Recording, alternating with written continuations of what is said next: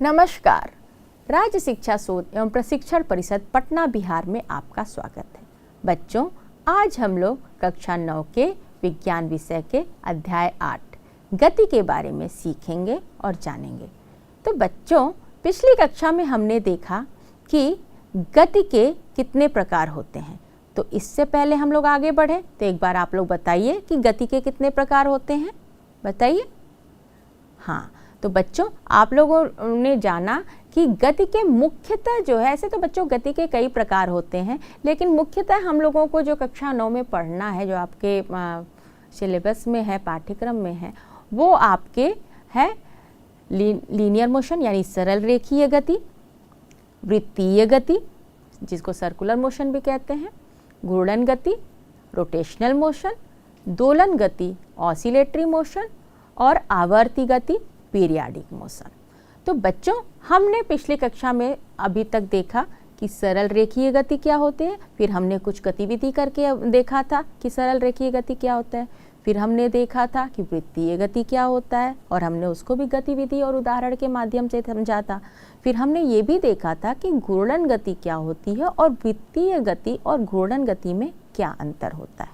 ठीक है, तो अब जो है आज हम लोग देखेंगे कि दोलन गति क्या होती है और आवर्ती गति क्या होती है। तो आइए बच्चों, हम लोग देखते हैं कि दोलन गति क्या होती है और आवर्ती गति क्या होती है। तो बच्चों, हम लोग देखेंगे कि दोलन गति क्या होती है। तो बच्चों, दोलन गति को ऑसिलेटरी मोशन भी कहते हैं। क्या कहते हैं? ऑसिलेटरी मोशन भी कहते हैं। ठीक है, तो बच्चों, दोलन गति क्या होती है? जब कोई वस्तु अपने माध्य स्थिति के दोनों ओर गति करती है। क्या होता है बच्चों? जब कोई वस्तु अपने माध्य स्थिति के दोनों ओर गति करती है तो इस प्रकार की गति को दोलन गति कहते हैं। तो बच्चों, लिखा क्या है, आपने क्या देखा उसमें कि जब कोई वस्तु अपने माध्य गति से, ठीक है, दोनों ओर, जैसे कि बच्चों आप अभी यही आप एक उदाहरण देख लीजिए, यहाँ पे ये देखिए। तो बच्चों, आपने क्या पढ़ा कि दोलन गति के बारे में, जब कोई वस्तु अपने माध्य स्थिति के दोनों ओर गति करती है। तो जैसे कि आप इस पिक्चर में देख पा रहे हैं, जो आपके सामने पिक्चर है, जो उस पे क्या है, एक घड़ी है, घड़ी देख रहे हैं, क्लॉक है, ठीक। उसके नीचे एक पेंडुलम है बच्चों, घड़ी के नीचे जो पेंडुलम बना होगा बच्चों, उसमें क्या होता है, जब इधर ये जो पेंडुलम है वो इधर घूमता है, लेफ्ट राइट ऐसे घूमता है ना बच्चों, होता है ना।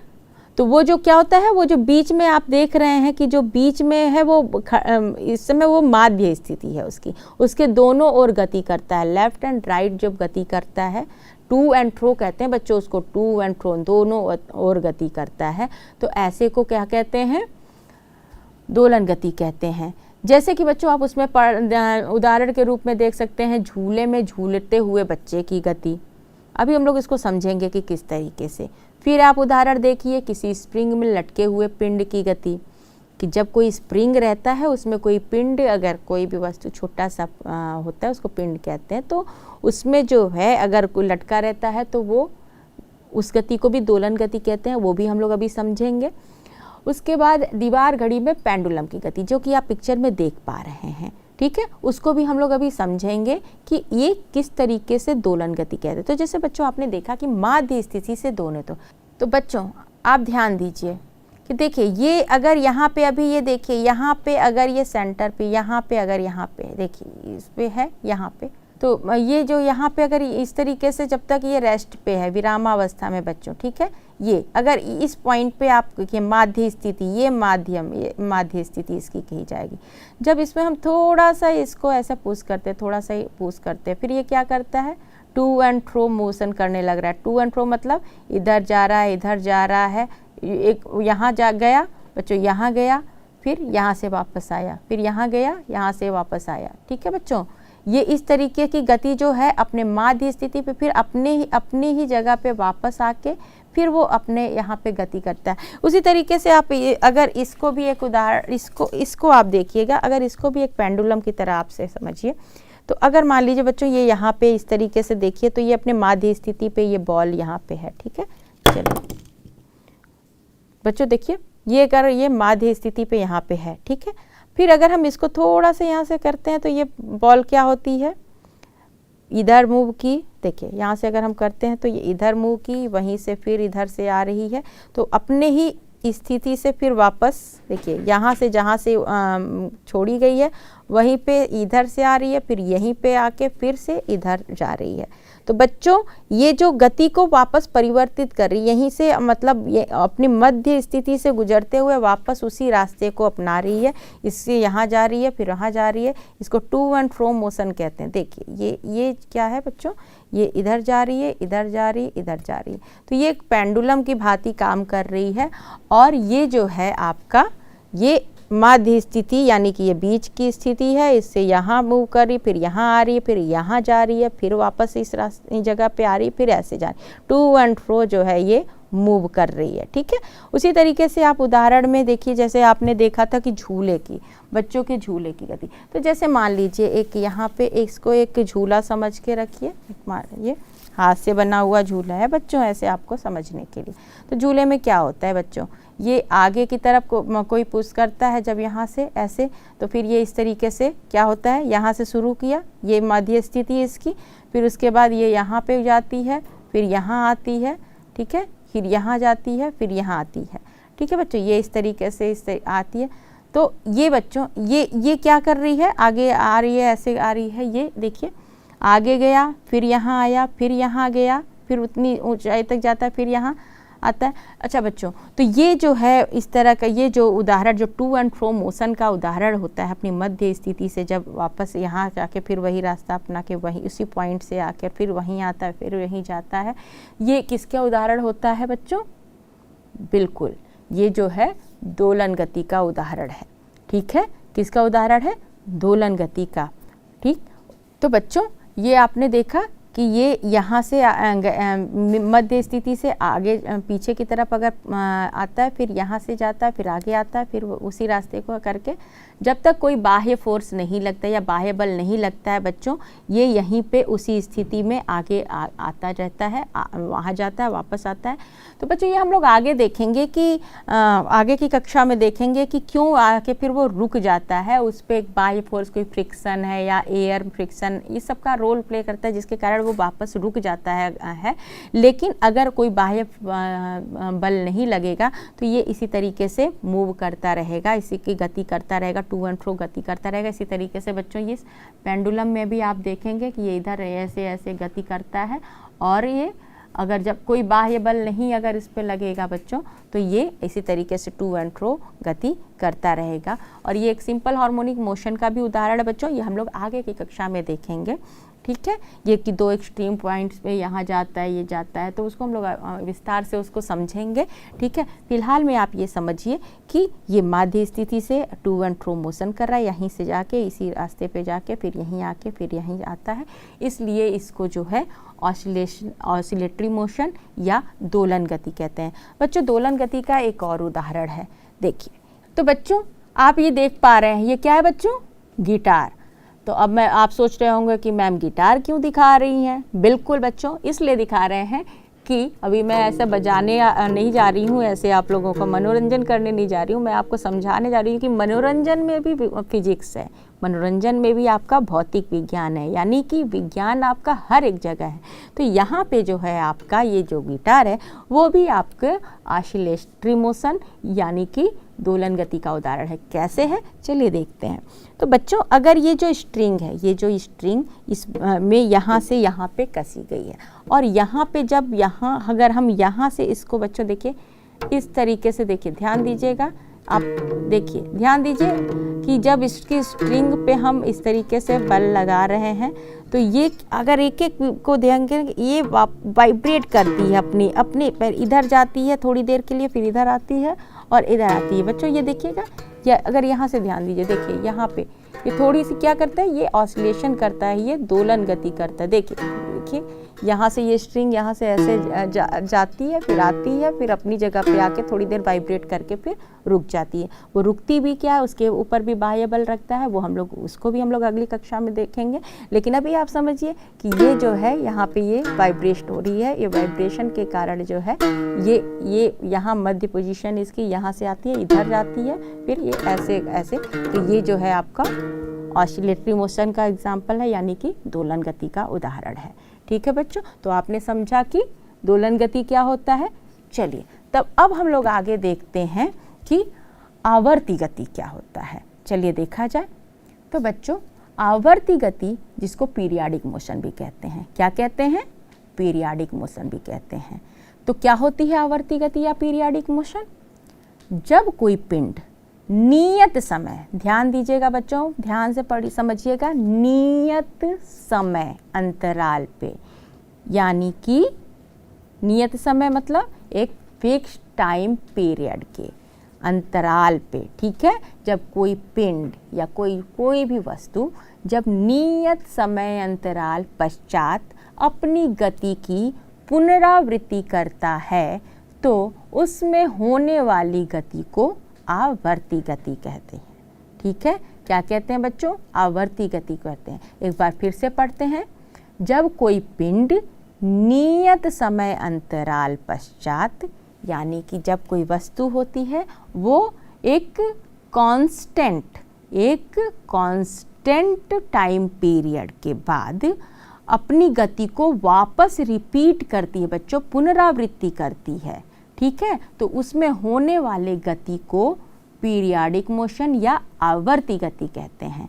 बच्चों इसका उदाहरण है एक समान वर्तुल गति, ठीक है, और उसका दूसरा उदाहरण है सरल लोलक गति, जो अभी हमने देखा था, सिंपल हार्मोनिक मोशन अभी हमने पेंडुलम में देखा था। अभी इसको हम लोग उदाहरण से और अच्छे से समझेंगे बच्चों।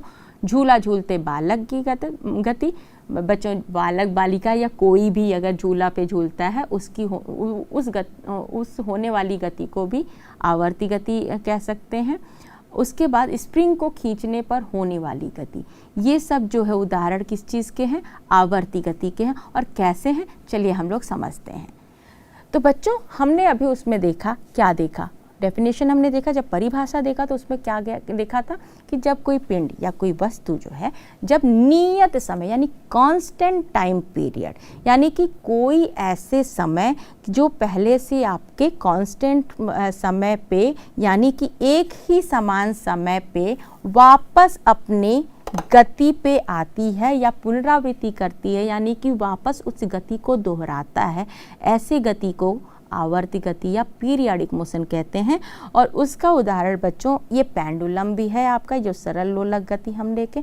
तो बच्चों जैसे कि आपने इस पेंडुलम पे ध्यान दीजिए। देखिए अगर ये पेंडुलम यहाँ पे विरामावस्था में है, यहाँ पे हम यहाँ से इसको यहाँ तक लाए, फिर यहाँ से इसके बाद हमने इसको छोड़ दिया, ठीक है, वापस आप ध्यान देंगे कि ये एक फिर वे मध्य पोजीशन से जाके यहाँ जा रही है, फिर वापस यहाँ आ रही है, फिर उसके बाद जो है यहाँ आ रही है, ऐसे आप देखिए कि ध्यान दीजिए ये, ठीक है।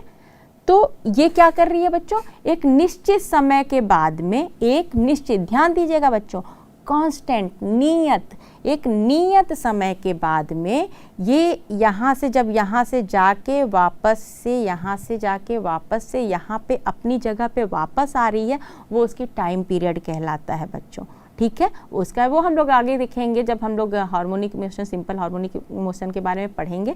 लेकिन फिलहाल में आप समझिए कि एक निश्चित समय अंतराल के बाद में कांस्टेंट समय पे ये वापस जो है ये गति अपने आप को दोहराती। क्यों, कैसे? यहाँ से गए, यहाँ पे आई, वापस जाई, गई, इस तरह से जब इस तरह से दोहराती है। उसी तरीके से बच्चों अगर हम देखिए इसको, इस बॉल्ब को यहाँ पे अगर पॉइंट मान के इसको अगर विरामावस्था से बच्चों यहाँ ले आते हैं, देखिए यहाँ से लाते हैं और फिर इसको क्या करेंगे, यहाँ से छोड़ देंगे। देखिएगा क्या हो रहा है, देखिए ये आप एक निश्चित समय अंतराल के बाद यहाँ से जाके वापस आया, फिर वहाँ आया, ठीक है, जहाँ से छोड़े थे वहाँ आता है, फिर आता है यहाँ से, फिर ऐसे यहाँ पे आएगा मध्य बिंदु पे, फिर यहाँ जाएगा। तो जब यहाँ से आने के बाद, यहाँ से जाने के बाद यहाँ से जाने के बाद वापस इस मध्य बिंदु पे आकर फिर जहाँ से हम छोड़े थे वहीं पे आता है। तो ये पूरा करने में जो उसको समय लगता है उसको टाइम पीरियड कहते हैं बच्चों। और ये जो है उसी फिक्स टाइम पीरियड के साथ वापस जो है वो अपनी जगह पे आता है। ठीक है बच्चों, ये वापस जो है अपनी जगह पे आता है। और इस तरीके से कोई भी गति जो है जो एक निश्चित समय के बाद अपनी पुनरावृत्ति करता है, एक नियत समय कांस्टेंट समय के बाद, ऐसे गति को कहते हैं पीरियोडिक मोशन या आवर्ती गति। इसका एक उदाहरण आपके पास ये और भी है, ये जो घड़ी है, देखिए बच्चों ये घड़ी है। अब आप कहेंगे कि मैम इसी घड़ी से तो वृत्तीय गति भी बताइए, इसी घड़ी से तो रोटेशनल मोशन घूर्णन गति भी बताइए, और इसी गति से जो है पीरियोडिक मोशन आवर्ती गति भी बताने जा रही हैं। तो बच्चों आप लोग एक बात ध्यान दीजिए कि कोई भी वस्तु अगर गति में है तो जरूरी नहीं है कि वो वस्तु कोई एक ही प्रकार की गति कर रहा है, वो एक ही समय में एक से ज़्यादा प्रकार की भी गति कर सकता है। ठीक है, जैसे हमने बताया, क्या बताया था, जब घड़ी चल रही है तो उसमें वृत्तीय गति भी है किसी एक बिंदु पे, और फिर अगर ओवरऑल पूरे हैंड की बात करें या मिनट हैंड या सेकंड हैंड की बात करें उस सुई की, तो वो क्या करती है, वो रोटेशनल मोशन या घूर्णन गति करे। लेकिन उसका किसी एक बिंदु की बात करेंगे तो वो वृत्तीय गति करता है। ठीक है बच्चों, अगर ब्लेड उसी सुई के किसी बिंदु पे। बच्चों देखिए, जैसे कि आप लोगों घड़ी में अगर कोई भी समय अगर यहाँ पे अगर मिनट की सुई अगर इस समय यहाँ रहती है, ठीक है, तो फिर आप देखते हैं कि कितने मिनट के बाद यहाँ पे 60 मिनट के बाद में वापस वो अपनी जगह पे उसी जगह पे आ जाती है। मिनट की सुई आ जाती है कि नहीं बच्चों, आती है ना। ठीक है, उसी तरीके से यहाँ पे देखिए, उसी तरीके से घंटे की सुई अगर ये 12 घंटे वाली घड़ी रहती है तो 12 घंटे के बाद में फिर से अपने उसी जगह पे आ जाती है। इसी तरीके से सेकंड की सुई रहती है तो सेकंड की सुई 60 सेकंड के बाद अपनी उसी जगह पे आती है, फिर से वो उसी की पुनरावृत्ति करती है, उसी बिंदु का फिर से क्या करता है, पुनरावृत्ति करता है। और वो भी क्या, एक कांस्टेंट टाइम के बाद, यानी नियत समय के अंतराल पे डिपेंड करता है, निर्भर करता है कि आप किसकी गति देख रहे हैं। मीन्स आप सेकंड की सुई को देख रहे हो कि घंटे की सुई को देख रहे हैं कि आप मिनट की सुई को देख रहे हैं। ठीक है, यानी कि अगर जब कोई भी वस्तु या कोई पिंड जब अपने निश्चित समय अंतराल पे अपनी गति को पुनरावृत्ति कर रहा है तो उसको पीरियोडिक मोशन या आवर्त गति कहते हैं। इसी तरीके से बच्चों आप लोगों का उदाहरण जो हमारी पृथ्वी है कि नहीं, अभी आप बोलेंगे कि पृथ्वी को तो आपने घूर्णन गति के लिए किया था उदाहरण में। अब हम आपको बताते हैं कि हमारी पृथ्वी की गति को ही हम पीरियोडिक मोशन या आवर्त गति के रूप में कैसे बता सकते हैं। तो आप देखिए, तो बच्चों जैसे कि हम लोग जानते हैं कि हमारी जो पृथ्वी है अपने अक्ष पे घूमती है, पता ही है, और हमने घूर्णन गति के उदाहरण में भी देखा था। क्या देखा है कि हमारी पृथ्वी जो है अपने अक्ष पे घूमती है। फिर हम भी ये भी जानते हैं कि हमारी जो नेचुरल सैटेलाइट हमारी पृथ्वी के है वो चंद्रमा यानी मून, वो हमारी पृथ्वी के चारों तरफ ऐसे चक्कर लगाते हैं। ठीक है, और हमारी पृथ्वी अपने अक्ष पे ऐसे चक्कर लगाता है। तो सबसे पहले अगर हम अपनी पृथ्वी की बात करें तो हमारी पृथ्वी जो है अपने अक्ष पे एक निश्चित समय अंतराल पे चक्कर लगाता है। ठीक है बच्चों, तो आप बताओ कि पूरा जो है कितने समय में पूरी हमारी पृथ्वी अपना पूरा चक्कर कर लेती है। ये आपका होमवर्क रहेगा, इसको आप अपने होमवर्क के लिए नोट कर लीजिए ताकि आप अटेंटिव रहेंगे। ठीक है, तो वे वापस जो है अपनी पृथ्वी जो है यहाँ पे आकर एक पूरा चक्कर लगाती है, और ये लगातार हमारी पृथ्वी अपने अक्ष पर चक्कर लगाती ही रहती है और निश्चित समय पे। इसी तरीके से हमारे चंद्रमा जो है वो हमारी पृथ्वी के किनारे किनारे चक्कर चारों ओर चक्कर लगाते हैं, वो भी एक फिक्स टाइम इंटरवल पे, एक निश्चित समय अंतराल पे। और ये भी बच्चों आपका होमवर्क रहेगा कि आप बताइएगा, इसको नोट करिए कि हमारी चंद्रमा जो है पृथ्वी के किनारे चक्कर लगाती है और वो कितने समय के बाद में वापस जो है अपने उसी स्थिति में आके वापस जो है वो चंद्रमा का चक्कर लगाती है। ये आपका होमवर्क रहेगा और इसको आप निश्चित रूप से आप करिएगा और मुझे अगली कक्षा में बताइएगा, ठीक है। तो ये जो है आपका जो उदाहरण है, ये भी किसी उदाहरण है आपका पीरियाडिक मोशन यानी कि आवर्त गति का। क्यों? क्योंकि ये निश्चित समय के बाद में वापस उसी स्थिति में आके और उसी मार्ग को अपनाती है, यानी उसी गति को फिर से वो दोहराती है। इसलिए ये किसका उदाहरण हो गया बच्चों? बिल्कुल, ये हमारा जो है पीरियाडिक मोशन का उदाहरण हो गया, यानी कि आवर्त गति का उदाहरण हो गया। तो बच्चों इस तरीके से हमने ये देखा कि कोई भी वस्तु जो है वो एक ही समय में अलग अलग तरह की गति कर सकती है। और इसी तरीके से अगर आप एक उदाहरण अच्छा अब एक ये बताइएगा, जैसे मान लीजिए अगर ये आप एक मान लीजिए कोई एक ऐसे ही कोई कार है, ठीक है, ये इस तरीके से अगर ये मूव कर रहा है, देखिए ये अगर इस तरीके से मूव कर रहा है, ये चल रहा है, ठीक है, देखिएगा, देखिए बच्चों अगर ये देखिए ये यहाँ से देखिएगा, ध्यान दीजिएगा, इस व्हील इस चक्के को ध्यान दीजिएगा, ये अगर ये ऐसे ऐसे चल रहा है और आगे बढ़ रहा है, पीछे वाले चक्के को ध्यान दीजिएगा। अब आप हमको बताइए कि ये जो गति है, ये जो गति है बच्चों इस कार की, टॉय कार की, ये बताइए ये गति किस तरह का उदाहरण रहेगा, बताइएगा। देखिए ध्यान दीजिए, क्या आपने क्या बोला? ये रोटेशनल मोशन यानी कि घूर्णन गति। बिल्कुल ये घूर्णन गति भी है बच्चों, और कैसे है देखिएगा, ये घूर्णन गति भी है, लेकिन हमने क्या देखा था घूर्णन गति पे?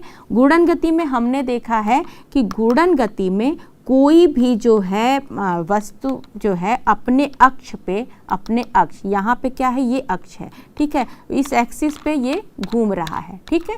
तो ये तो चक्का को अलग से देखिए, व्हील को, तो ये तो अपने एक्सिस पे घूम रहा है, लेकिन साथ ही साथ जो है ये घूम रहा है और आगे भी बढ़ रहा है, ठीक है बच्चों, ये घूम भी रहा है, आगे भी बढ़ रहा है। तो बच्चों आप देखिए यहाँ पे फिर से कंबाइंड मोशन का उदाहरण है यहाँ पे, यानी एक से ज़्यादा गति, एक प्रकार की गति काम कर रही है। कौन कौन सी गति काम कर रही है बच्चों? यहाँ पे सरल रेखीय गति, यानी ये आगे की तरफ भी बढ़ रही है बच्चों, घूम भी रही है अपने एक्सिस पे, और आगे की तरफ, यानी ये देखिएगा ये चक्का घूम भी रहा है, ये देखिए ये रोटेशनल मोशन भी कर रहा है यहाँ पे, यानी घूर्णन गति भी, और उसके साथ में आगे भी बढ़ रहा है, यानी घूर्णन गति और सरल रेखीय गति भी ये साथ में ही, यानी कि रैखिक गति भी साथ में ही कर रहा है, ठीक है बच्चों।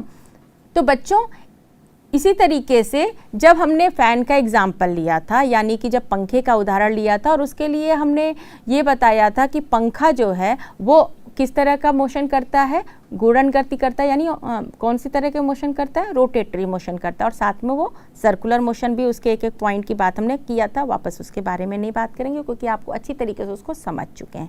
लेकिन आज हम अगेन और फिर से हम उसी का उदाहरण लेते हैं। अगर उस पंखे को ही हम जब उदाहरण लेते हैं, उसी तरीके से स्पिनर को हम देखेंगे, अगर हम इसको मान के चले यहाँ पे ऐसे, तो बच्चों अगर हम यहाँ पे इसको देखिए, अगर इस पॉइंट को देखते हैं, इस बिंदु को देखते हैं, ठीक है, और ये हम यहाँ से इसको इस तरीके से यहाँ पे एक इस तरीके से छोड़ते हैं, यहाँ देखिए इस तरीके से, यहाँ पे इस तरीके से बल लगाते हैं और वो इस तरीके से मूव कर रहा है, तो क्या हो रहा है बच्चों? देखिए थोड़ी देर के बाद अगर इसी पॉइंट को देखिए तो वापस ये यहाँ से मूव किया और ये वापस यहाँ आया बच्चों, फिर वापस यहाँ मूव किया और वापस यहाँ आया, ठीक है। अगर इस बिंदु को सोचते हैं, इसी तरीके से हर एक बिंदु को बोलेंगे कि यहाँ आया वापस आया, तो ये देखिए अगर इसको मान के चलते हैं तो ये इस तरीके से जो है ये भी एक निश्चित समय अंतराल के बाद ये वापस इसी जगह पे इसी मार्ग को अपनाता है, इसी स्थिति में वापस आता है, और वो भी एक निश्चित समय के बाद में। तो ये जो उदाहरण है बच्चों, ये भी एक आवर्ती गति यानी कि पीरियाडिक मोशन का उदाहरण है। इसी तरीके से पंखा भी, अगर आप एक कांस्टेंट स्पीड में आप कांस्टेंट गति में यानी 2 पे, 3 पे, 4 पे, 5 पे फिक्स कर देंगे बच्चों, तो वो जो है एक आवर्त गति का उदाहरण है। वो एक उसकी जो ब्लेड्स होती हैं, उसकी जो पत्तियां होती हैं, एक निश्चित समय पे वापस उसी स्थिति में आती होंगी, फिर से उसको रोटेट करके वापस वो वहीं पे आती हैं, तो वो भी आपके पीरियाडिक मोशन का यानी कि आवर्त गति का उदाहरण है। तो इस तरह से बच्चों आपके दैनिक जीवन में जितनी भी आप गति होते हुए देखते हैं, आपके इर्द गिर्द जो भी वस्तुएं गति में हैं, वो तरह तरह की अलग अलग प्रकार की गति की अवस्था में होती हैं। ठीक है बच्चों, तो उम्मीद है कि आप लोग गति के प्रकार को अच्छी तरीके से समझे होंगे।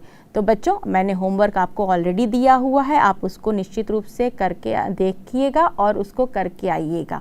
ठीक है, तो चलिए फिर मिलते हैं अगली कक्षा में कुछ और भौतिक विज्ञान की जानकारियों के साथ। तब तक आप लोग हंसते रहिए और मुस्कुराते रहिए। नमस्कार।